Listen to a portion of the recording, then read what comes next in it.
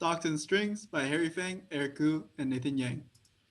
Yeah, so hey, stock prices affect entire industries by determining investor confidence and increased spending that pushes prices higher, right? So in part, this signifies the health of the industry and economy overall. Thus, it's important to predict changes in stock prices to manage a stable economy and investment economy. Humans investors use information from news articles to buy or sell stocks, investing. So stock changes lead to news articles and the cycle continues with news articles affecting investor confidence and thereby prices.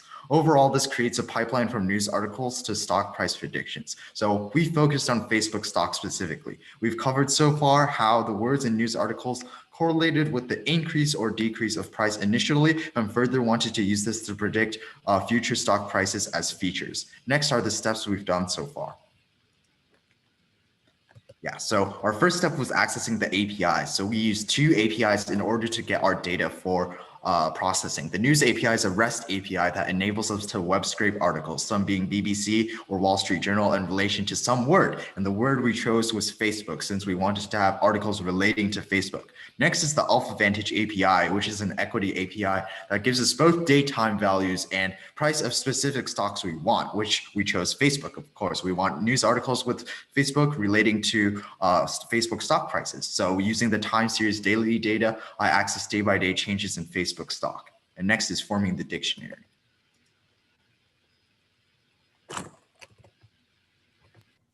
So step 2 was creating the dictionary from all the words we parsed from the articles, and we just bank it into a basic key value dictionary where the key is the word while the value is the ratio for the frequency of that word across all articles to the total number of words in all articles.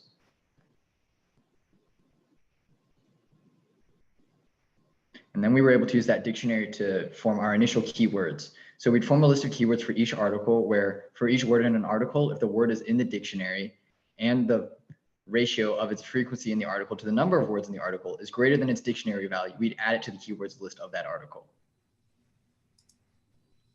Step 3 is correlating stock prices to articles.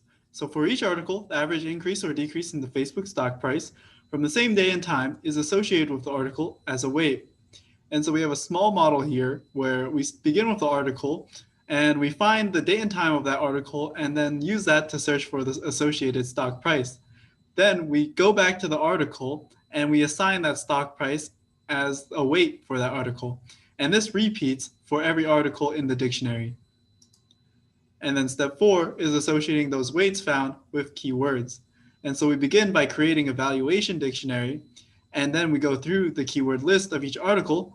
If the keyword is not already in valuation, we add it and set its value to 0. Each time a keyword in valuation appears in an article's keyword list, we add the article's weight or delta to a cumulative weight. And so we have a short snippet of code here showing that. And at the very bottom, it shows that we write the valuations back to a dictionary.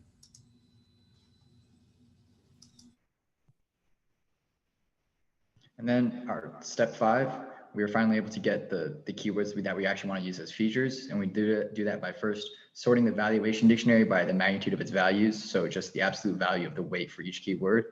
This way we now have all the keywords ordered from most correlated to least correlated with Facebook stock price changes. And then we removed all stop words using the NLTK natural language processor. So that's getting rid of words like the and I in very high frequency but of little use.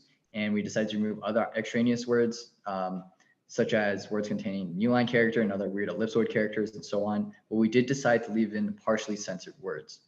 And then to just get the features for a feature matrix, you can select the first and however many keywords you want to use. And now time for a live demo. So we have a demo everyone can use on stocksinstring.surge.sh. Surge is a free domain. So for example, if we type in Facebook, that's a positive correlation in day-to-day stock increase of Facebook price. Whereas coronavirus, for example, unfortunately, is correlated with a high decrease in Facebook stock price. If we put them together, Facebook and coronavirus, it gives us something in between, right? So, and you can test any permutations in this website. Thank you. Thank you. Thanks.